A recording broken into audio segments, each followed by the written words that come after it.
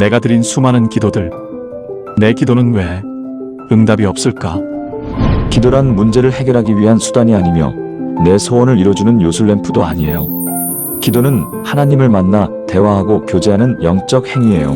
삶의 호흡, 매일의 습관이 되어야 비로소 성경에서 약속한 하나님의 도우심을 체험할 수 있어요.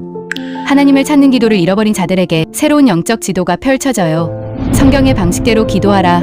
하나님의 이름을 부르라. 성령의 내조와 인도하심을 받는 법. 응답받는 기도의 태도. 무너진 기도의 삶을 새롭게 하는 실제적인 훈련. 당신의 기도는 이제 더 이상 막연하지 않아요.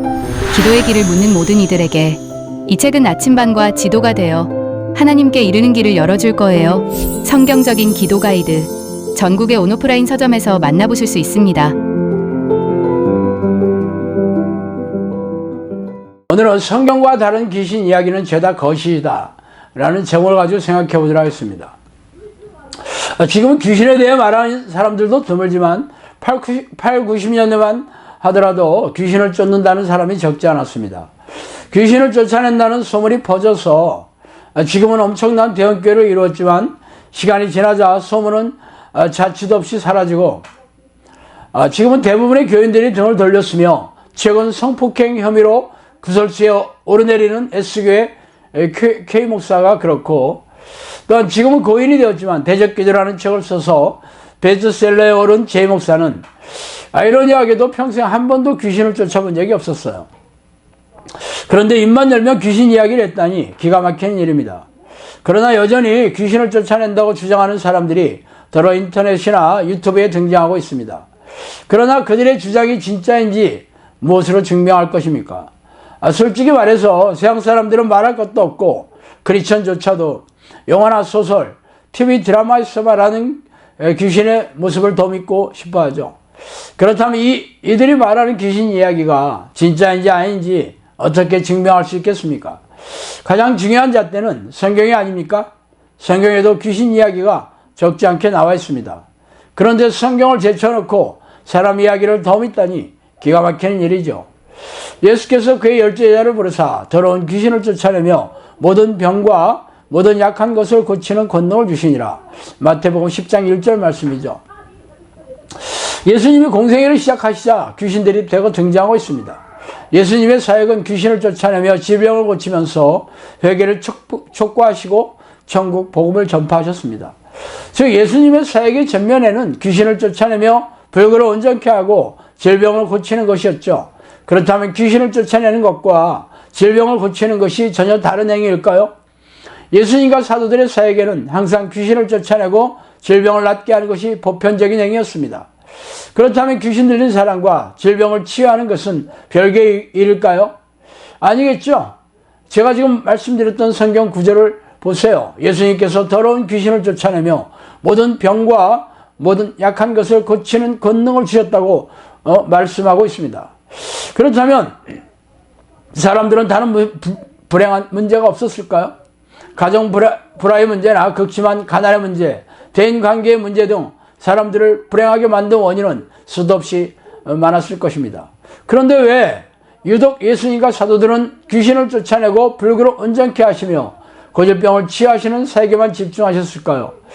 그 이유는 귀신이 잠복한 사람들에게서 불교나 불치병이 있었기 때문입니다. 정확하게 말하면 귀신들이 몸에 잠복해서 정신질환이나 불치병을 일으키기 때문이었죠. 예수께서 무리에 달려 모이는 것을 보시고 그 더러운 귀신을 꾸짖어 가라사대 봉헌이 되고 귀먹은 귀신아 내가 내게 명하노니 그 아이에게서 나오고 다시 들어가지 말라 하시매. 마가복음 9장 25절 말씀입니다.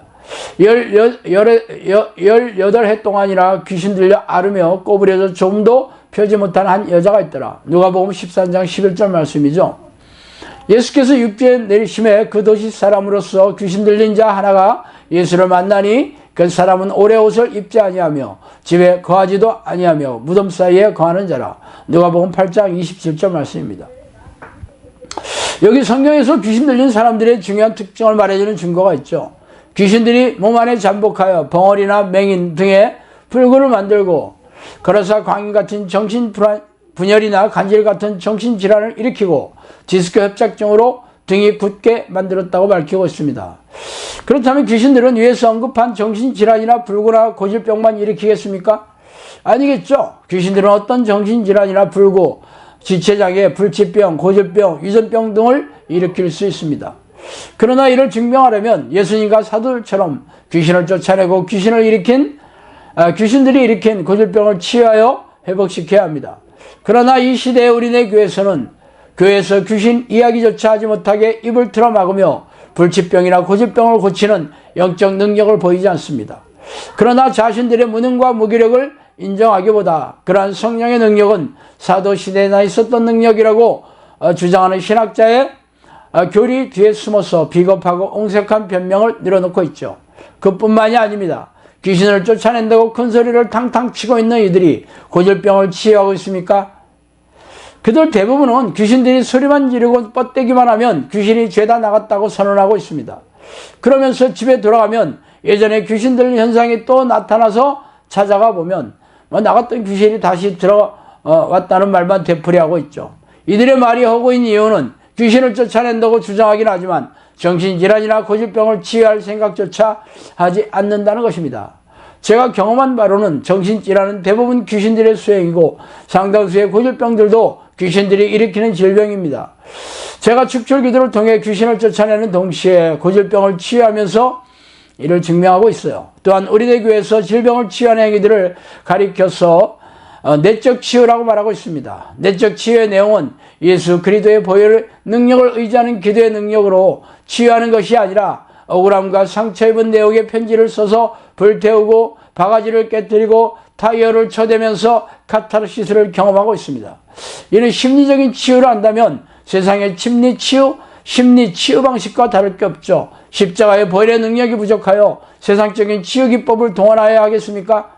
내적 치유로 유명한 세간의 모 장로는 음악을 깔고 스택을 동원하여서 감상적인 분위기를 조성하며 집회에 참석한 환자들에게 병이 나았다고 선포하라는 주문 기도를 외치도록 하고 있다고 합니다. 이런 주문을 외치는 자기 확신이 성경적인 믿음이겠습니까? 성경적인 믿음은 자기 확신이 아니라 하나님이 주시는 선물입니다. 예수님께서 내 믿음이 크도다, 내 믿음대로 될지어다, 그거 인정해 주셔야 합니다.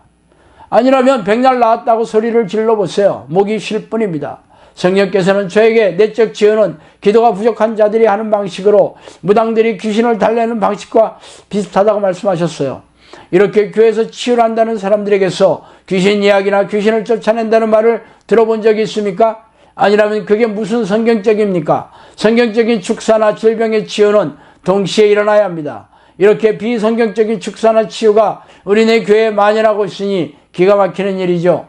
귀신을 쫓아내고 고질병을 치유한다면 치유한다는 이들이 교회만 있는 게 아닙니다. 세간의 중이나 무당이나 도사라고 칭하는 이들도 자신들이 귀신을 쫓아내고 질병을 고친다고 주장하고 있죠.